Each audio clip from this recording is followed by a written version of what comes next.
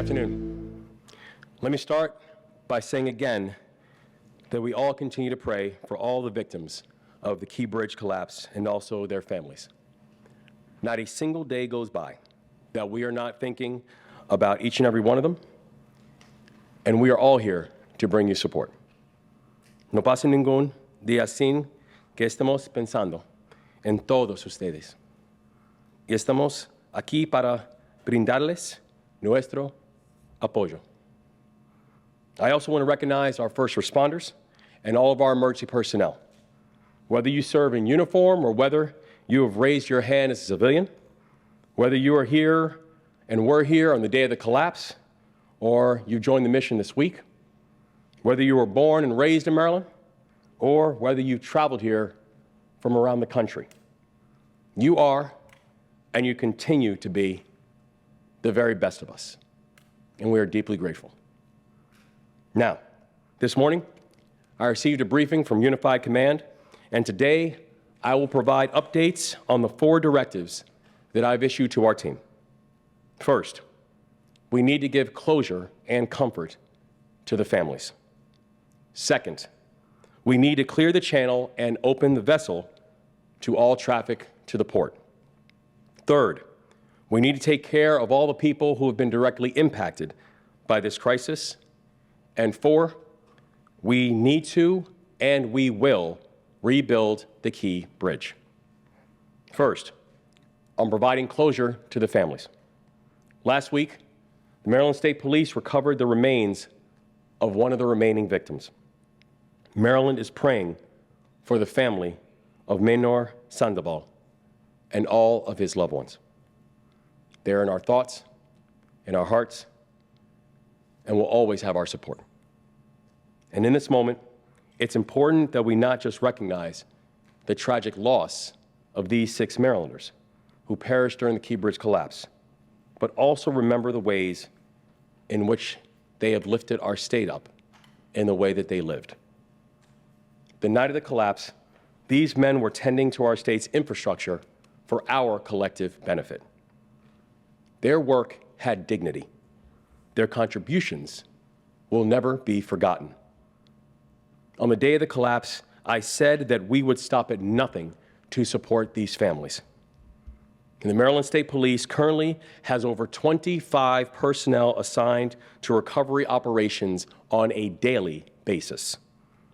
Our Director of Immigrant Affairs, Adriana Lee, has been in direct and constant contact with each of the families. And we currently have 30 members of state government assigned to helping these families in their hour of need, and that work will continue. Second, on clearing the federal channel and opening the vessel traffic to the port. I've said it before, and I will keep on saying it. This work is remarkably complex. I'll show you on the slide here what we're dealing with.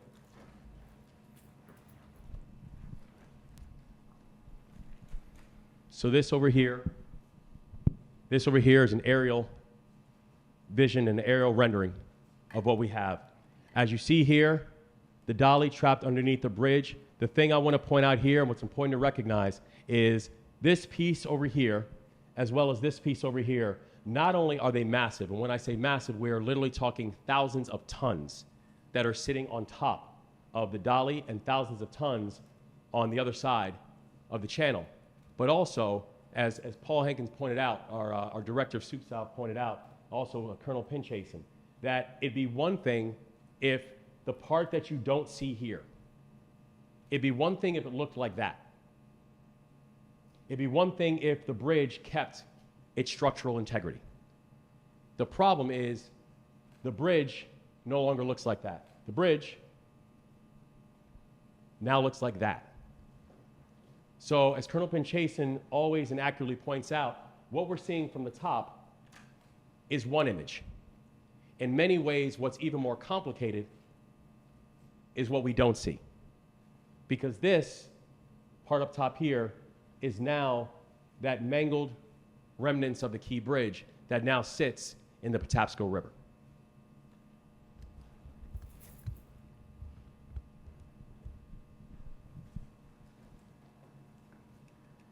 So when we talk about the overall complexity of the operation, that's just an idea of what kind of complexity that we're talking about and the kind of complexity that all the members of the Army Corps of Engineers, the members of the Coast Guard, Navy SUPSOLV, that they are trying to identify and work through that type of wreckage with that type of damage that was done to the Key Bridge.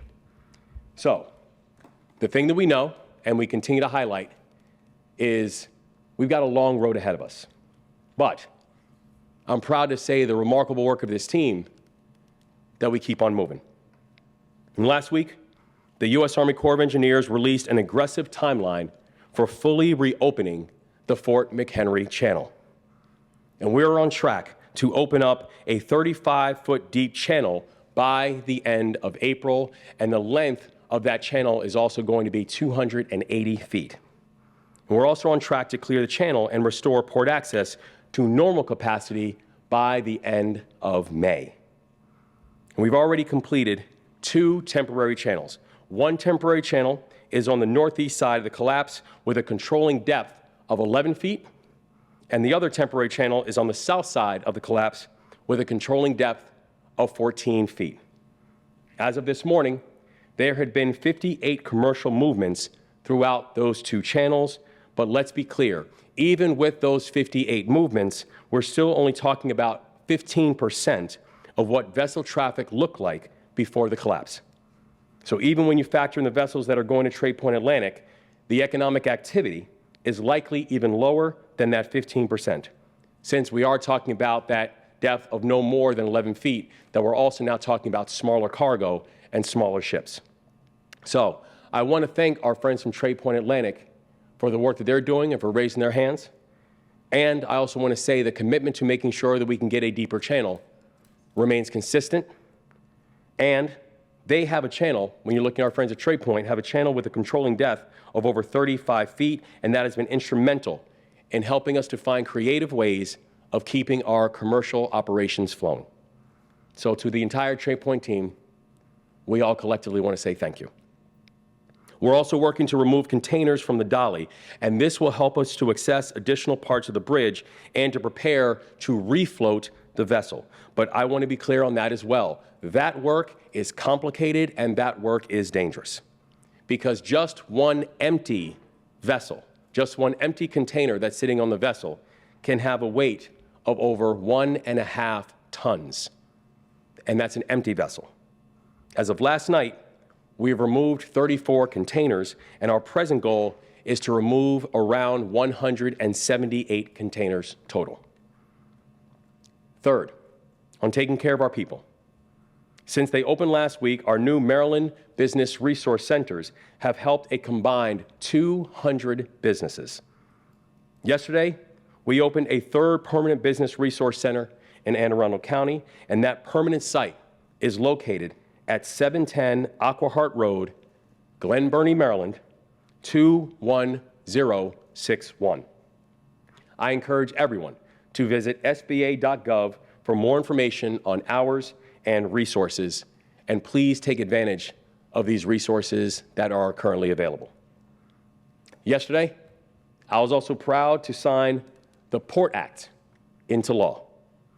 This legislation will support businesses and workers that have been affected by the collapse, and I want to thank President Ferguson, Delegate Clippinger, and also Senator Sailing, not only for their stewardship of this bill, but also for partnering with this administration in the entire process. Among the many provisions, this bill will create new permanent scholarship programs for the families of transportation workers who died on the job. And just like every other bill that we introduced this session, every other bill that we introduced this session and last session, the Port Act passed with votes of both Democrats and Republicans, bipartisan support. Because in our Maryland, we don't just talk partnership, we move in partnership. It's part of who we are. And we all collectively have been working together since day one, across political ideologies, across party lines, across layers and levels of government. And we're going to keep on doing it. because this is what we do. Now, fourth, on rebuilding. Yesterday, I visited leaders on Capitol Hill to discuss the rebuilding efforts with our federal delegation. And our federal delegation has been remarkable throughout this entire process. We met with leaders all across government, including Secretary Buttigieg, the Secretary of Transportation, the Director of the Office of Management and Budget, Shalonda Young, and the Assistant Secretary of the Army for Civil Works, Mr. Michael Connor. In fact, earlier today, Mr. Connor actually came and was in Baltimore and was with us on the ground and also then went out on the water. In our meeting yesterday, I stressed the importance of bipartisan federal support in this moment. The House and the Senate have a long tradition of bipartisan cooperation in the wake of disaster, because on August 1st, 2007, when I-35 West Mississippi River Bridge in Minnesota collapsed, that tragedy resulted in the death of 13 people and the closure of a major thoroughfare. Democrats had majorities in both the House and the Senate at the time, and they worked with a Republican president, George Bush, to provide $250 million in emergency funds the day after the bridge fell. So now, members of Congress of both parties must come together again and act with the same level of urgency and partnership that they did in 2007. Now, for our part, this administration is ready and willing to work with anybody and everybody. So, to members of the U.S. House and to members of the U.S. Senate, my message is simple. Come to Maryland. Work with our congressional delegation. Sit down with me and my team. Get up close to the wreckage. See it for yourself. See what we've been seeing for 2 weeks. See what it looks like when a steel bridge falls on top of a shipping vessel that is the size of the Eiffel Tower. See what it looks like when a catastrophe that even the Lloyds of London has said could be the most expensive maritime catastrophe in history. See what that looks like up close. And while you're here, get to know some of the 30,000 commuters who used to travel across that bridge every single day. While you're here, meet with some of the 8,000 port workers whose jobs have been directly impacted by this tragedy. Get to know them. And then you will understand the importance of rebuilding this bridge as quickly as possible. I know we can come together. I know we can win this moment. And I know we're going to win this moment because we're going to choose to do it together. Every day, I meet more and more people who inspire me. More and more people who reminds me what it means to be Maryland tough and Baltimore strong. And today, we're joined by Alex Del Sordo, Gene Rehak, and the team from Anchor Bay East Marina. Now, they started receiving calls from first responders at 3 a.m. the morning of the bridge collapse. And our team needed help getting fuel and supplies, and it was Anchor Bay who stepped up. They stayed open for extended hours to help those working in the Key Bridge response, and so far, they have served over 550 meals to our first responders. So Alex, Jen, and the entire team, thank you for raising your hands to serve. Thank you for continuing to remind us why this state is so special. Thank you for reminding us what it means to be Maryland tough and Baltimore strong in this moment. Thank you all so much.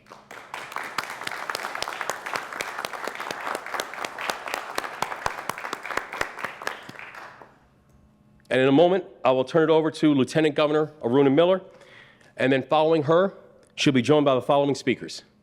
Admiral Gilreath, speaking for Unified Command, Colonel Pinchason, speaking for the U.S. Army Corps of Engineers, Colonel Roland Butler, speaking for the Maryland Department of State Police, and Baltimore Mayor Brandon Scott. And I want to thank all of our additional partners that are here today and thank them for all of their work and service as well.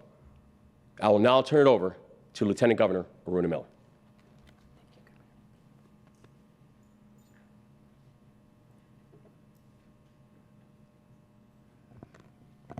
Thank you so much, Governor. Good afternoon, everyone. I'm Aruna Miller, Lieutenant Governor of Maryland, and I'm honored to be leading the efforts with the short-term and long-term financial and economic recovery efforts for individuals and businesses that have been impacted by the Key Bridge collapse. Our administration's recovery efforts are guided by 3 core pillars: ensuring that workers remain attached to their current jobs, keeping businesses operating, including the port, and providing support for dislocated workers. To support these 3 pillars, the governor has convened the Intergovernmental Economic Response Team, which I chair. The response team includes representatives from our partners at the federal, state, and local levels. As you know, nothing can be done in a vacuum. It requires partnerships at all levels. The main priorities of our work include ensuring that the federal, state, and local programs are not duplicative of each other, while maximizing their impact on Maryland businesses and workers, sharing data to ensure we are effectively reaching all affected communities. And that includes making sure that we provide information in Spanish and other languages, deploying rapid response teams to businesses during this significant crises, and creating a centralized repository of information where businesses and workers can readily access and identify all available programs and resources in a user-friendly manner. Since the group's first meeting, the following efforts have been accomplished. A 3rd Small Business Administration Business Recovery Center, as the governor stated to earlier, opened up yesterday in Anne Arundel County. And today I had the pleasure of visiting this site, and it was incredible to see the dedication among the workers that are there.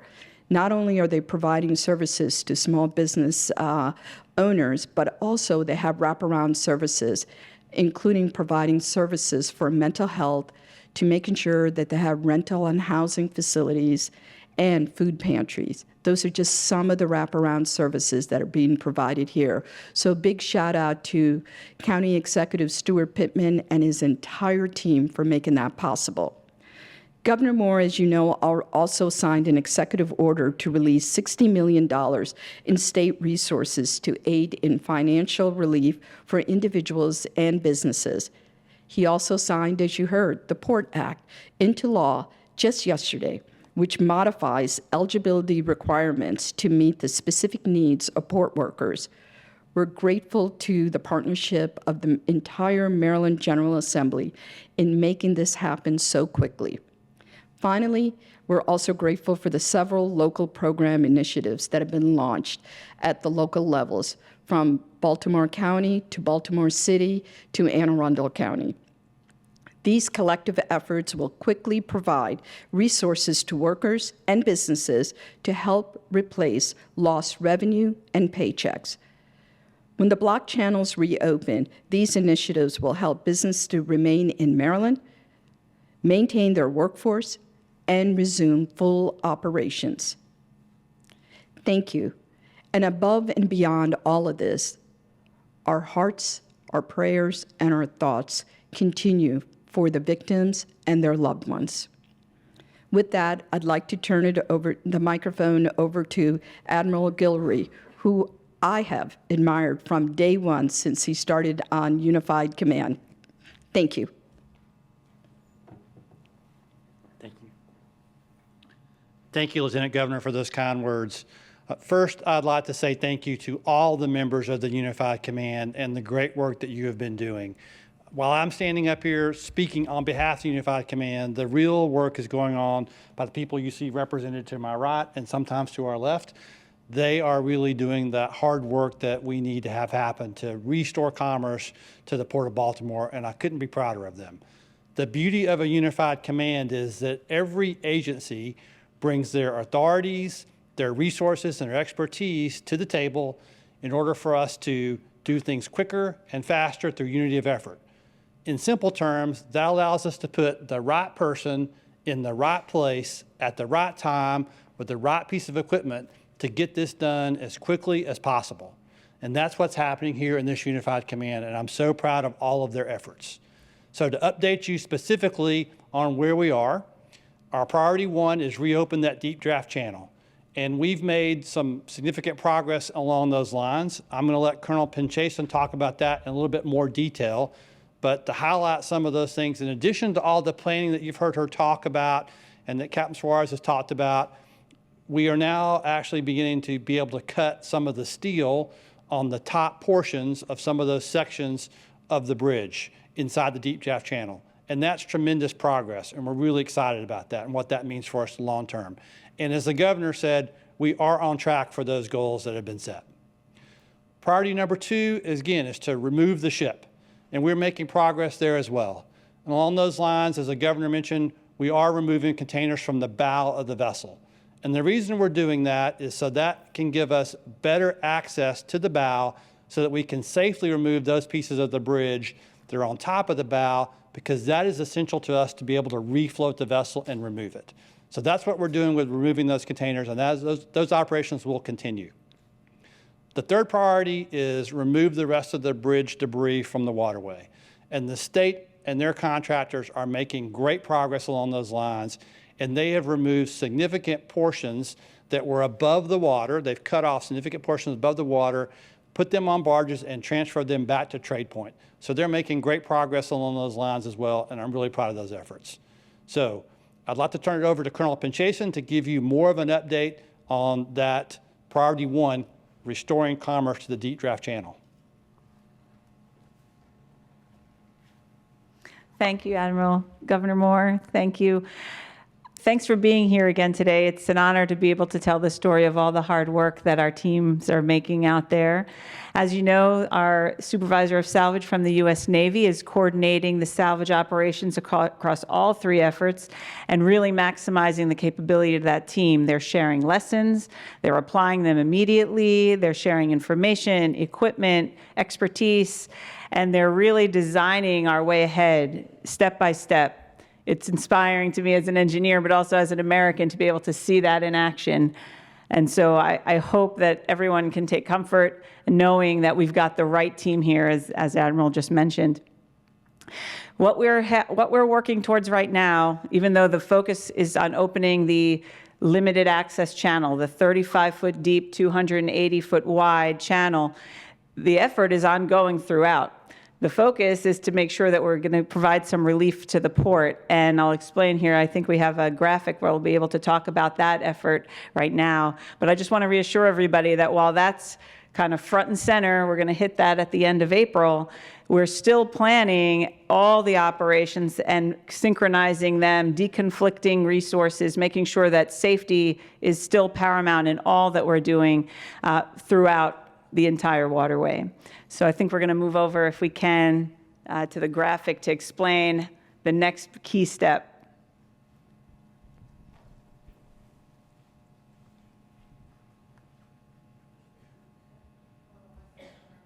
Okay.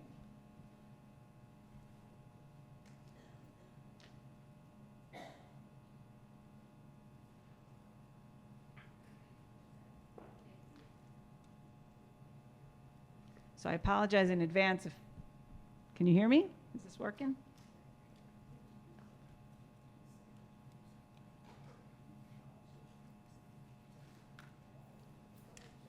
It's going to be hard for me not to geek out on the engineering stuff right now. There we go. Thank you. There.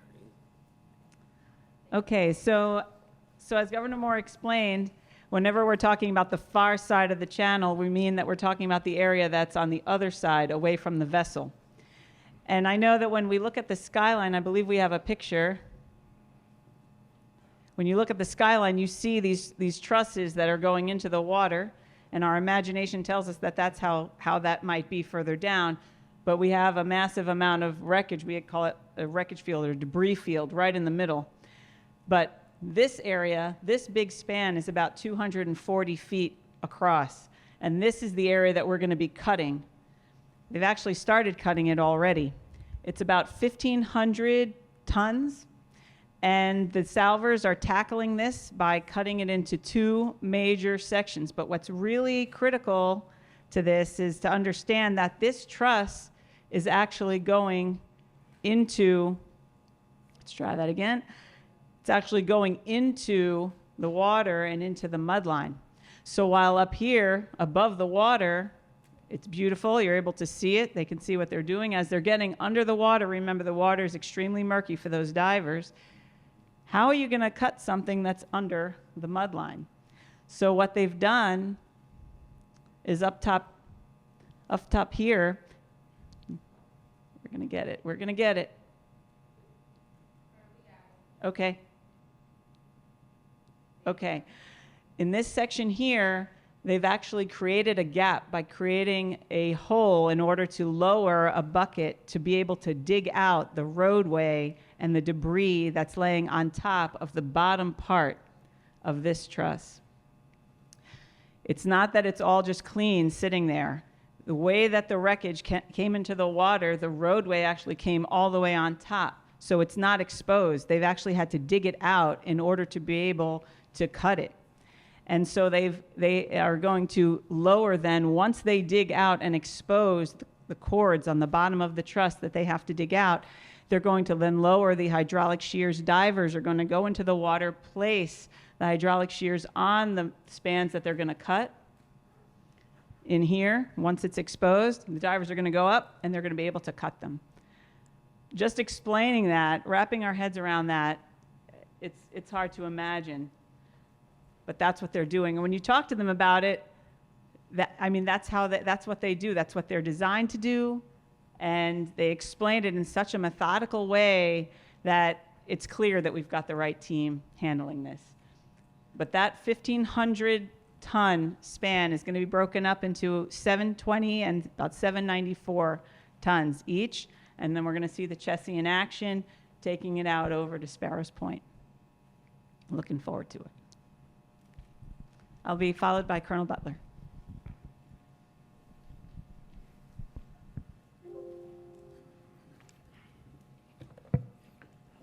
Good afternoon. Thank you, Colonel Jason, Governor Moore, Lieutenant Governor Miller. The Maryland State Police Aviation Command works around the clock to secure the airspace surrounding the site of the bridge collapse. We want to remind everyone, this is a no-drone zone. On March 26, a temporary flight restriction, or TFR, was implemented by the Federal Aviation Administration at the request of the Maryland State Police. The FAA classifies the airspace above the site as restricted due to the bridge collapse. Under a recently modified TFR for special security reasons, the restricted airspace extends from the surface to 1,500 feet above the bridge, or above the waterline actually, and 2 nautical mile radius from the bridge. In accordance with the TFR, criminal penalties may be imposed for those that violate the restricted airspace. The safety and security of our personnel is of the utmost importance. The Unified Command, in partnership with local, state, and federal agencies, is committed to identifying, investigating, and prosecuting any unauthorized use of drones in the restricted airspace. Mayor Scott. Thank you, Colonel Butler, Mr. Governor, Lieutenant Governor. Let me start this afternoon, as I always do, by honoring those families who continue to suffer the most direct consequences of this unthinkable tragedy, particularly those families of those who we lost on the bridge. And again, say to them that we are with you now and will be with you forever. Every single day, we are hopeful that our efforts bring us closer to bringing them home and offering more closure to those families and our community as a whole. And I'm proud to be back here with this group after a brief hiatus, albeit for good reason. One, with the President's visit last week, and of course, Sine Die and the General Assembly ending earlier this week. Both of those occasions, I think, are critically important to this effort. I want to thank the President again for his incredible partnership on this effort, making available every single resource that we have needed, and we know he will continue to do that. His visit signifies a collaboration and partnership that we've had at every level of government throughout this entire process, and that is what is allowing us to move so quickly on such an aggressive timeline.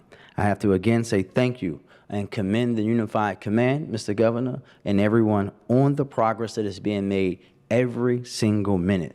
But most importantly, again, doing it all together. We continue to be hopeful as that timeline proceeds, of course, pending weather or any unforeseen circumstances. In the meantime, though, we, in partnership with our federal and state partners at the local level, will continue to do everything we can to take care of the families impacted by the closure of the Port of Baltimore. Yesterday, I was glad to stand with the governor, the Senate President, Delegate Clippinger, the Speaker, and all the members in the General Assembly at the signing of the Maryland Port Act, bringing even more resources to bear on this effort. So thank you, Mr. Governor, Mr. Senate President, Madam Speaker. Last week, I had a call with Acting HUD Secretary Taubman, and she brought up that if you can't pay your FHA-insured mortgage due to the collapse of the bridge, you can contact your lender about temporarily pausing or reducing your monthly mortgage payment. HUD-approved housing counseling agencies and stand ready to support. Additionally, today, I was proud to announce that the City of Baltimore is taking additional steps that are under our purview. We released an updated action plan this afternoon, which seems to bring together all the efforts being done in partnership represented here and within city government. We outline a few additional items that in that action plan that are being implemented as we speak. We're evaluating the addition of another $1 million to our previously announced wage subsidy program, and new today, we are announcing that we are offering utility bill and rental assistance to those families impacted by the port closure. We are going to run these programs through our existing program to support families who need assistance. I've directed the entire city government to provide workers impacted by the bridge collapse access to energy assistance through the Maryland Energy Assistance Program and water bill support through the city's Water for All Assistance Program. Additionally, we'll be providing $500,000 into our ongoing rental assistance program specifically for eligible port workers.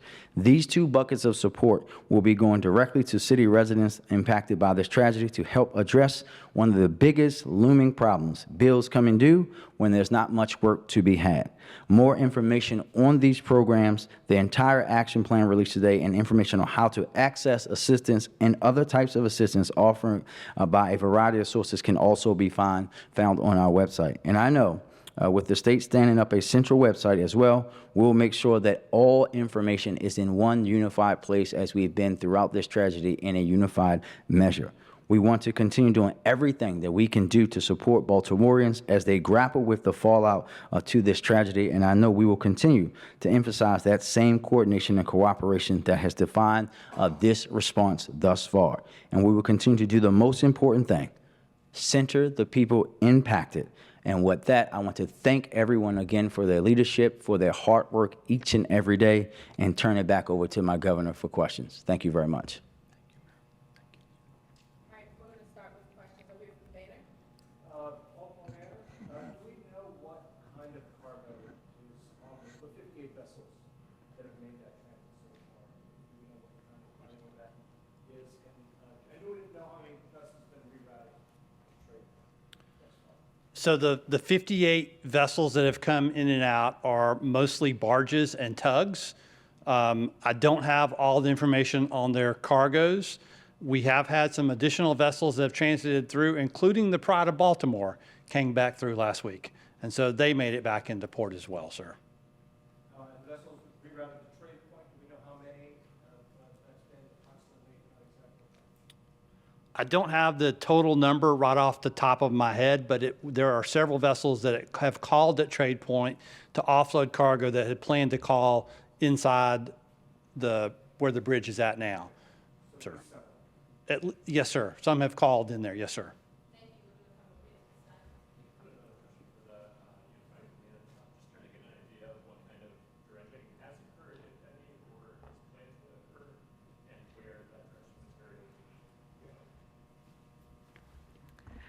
So right now we're looking at our dredging options, but the the digging that's taking place is just to clear the area in order to do some cutting of the trusses themselves. But the dredging that may need to occur to free the vessel, like we did with the Ever Forward, that's still under the planning phases. And real quick, that photo that's from this morning that you showed earlier, is that facing northwest? Let me show you.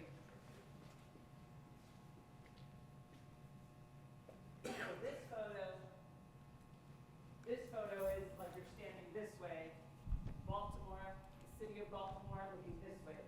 The vessel was going outbound. You go to the next photo, the vessel would be on this side. And this is this pier that is still standing. So the vessel is over here, and this is the truss. Ooh. This truss that's sitting on top of the vessel is over here.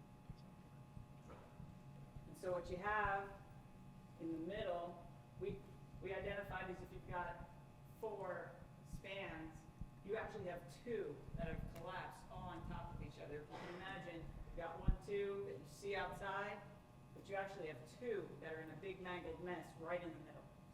And that's what's going to be extremely complex. Daniel, talk to the back. Governor, this is for you, sir. With all that you and your team know about the salvage and the other operations that are happening now, how confident of you are you of this timeline that's been developed? So we're very confident with this timeline because it is science-based. We've had our engineers poring over this, and I'm proud to say they've been looking at this and analyzing this, arguing over this. The passion that you see them display when they're figuring out the right way to do it, engineering the lifts, engineering the operations, deconflicting and managing the resources that we have. This is a realistic timeline. And we are considering things like weather, we're considering things like the unknown. We're making sure that we have time to go in and ensure that it's going to be safe, that with each layer that we peel back, and we're looking to see how that load responded, how the wreckage reacted, that we're being methodical about it, and to use our Army phrase, that slow is smooth and smooth is fast, right? It's so true, because we're not going to rush to failure. We're going to take the time to make sure we get the engineering right, and that in turn will make it as fast and as safe as possible. Colonel Bolton, to tell us, sir, what problems have you seen related to the restricted airspace event? How many offenders have there been, and what are the dispositions? While I can't give you the exact number of offenders that we have a number that are being looked into closely by state and federal authorities. The biggest problem with the number of incursions that you have, it's a distraction to the workers.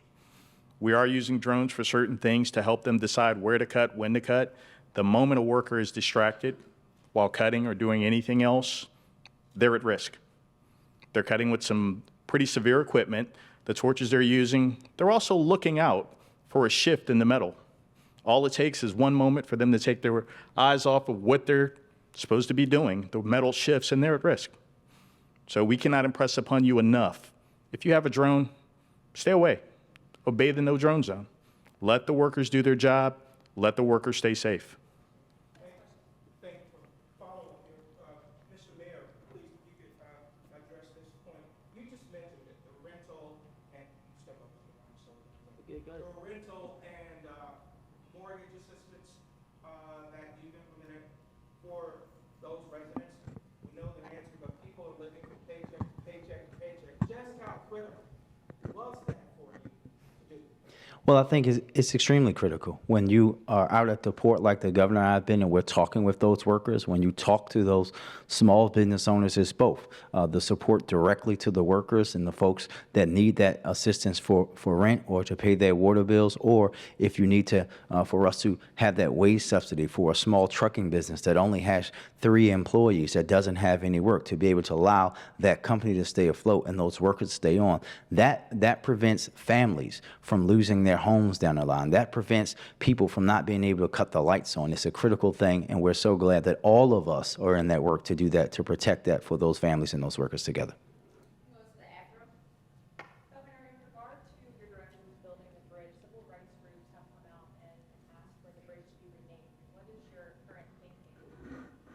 My thinking is my entire focus right now is bringing comfort to these families and making sure that we can support these families, making sure that we can get these channels reopened and get commerce going again, making sure that we can protect those and support those who have been impacted by this crisis right now, to include family members and port workers and first responders, and making sure that we are going to get the bridge rebuilt. I think that any conversations about anything else, there will be time for any and all of the conversations. But right now, if we're not focused on those four things, then we're being distracted. Can I add to you, Mr. Governor? And just to add, I think that what we have to do, as the governor just said, there will be a time for that, but now is not that time. These families haven't had funerals for their loved ones. We haven't recovered everybody, and we should be having those conversations, as we would say in church, in decency and in order. And when we would not want someone to be talking about renaming something if we lost a loved one that we haven't even had the ability to identify yet. We have to have those conversations in the future, and as the governor said, we will. But right now, we have to be focused on those families and how they would perceive that conversation about moving past their loved ones to talk about a bridge that will be rebuilt in the future. WPAL, thank you. I just want to clarify, so I know there's 4,000, right, containers on the dolly, or there were, so are all of them coming off? Because I think I didn't copy or hear what you said, but I think you said 134 you're focusing on taking out. I just want to clarify what the process is and how many are actually going to come off before you try and refloat the vessel. Correct. Yeah, there were 4,000 vessels that were on the Dolly as they began the journey and as it impacted the Key Bridge. We will not have to remove all 4,000 off in order to refloat the Dolly. That's where the number came in, the low number, the 136 vessels. But eventually, all will be removed. But the smaller number is what we're going to need in order to refloat the Dolly. And that's a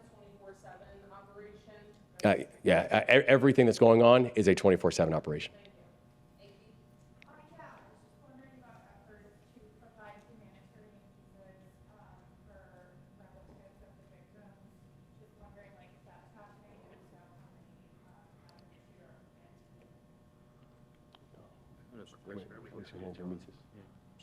I think humanitarian visas. No, we haven't had any of that information come across yet. It's something we're preparing for. We want to make this transition for the families and to get their relatives here, as the mayor said, so they can find closure.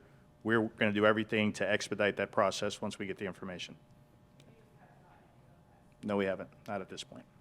Governor, I wanted to give you the chance to respond to something.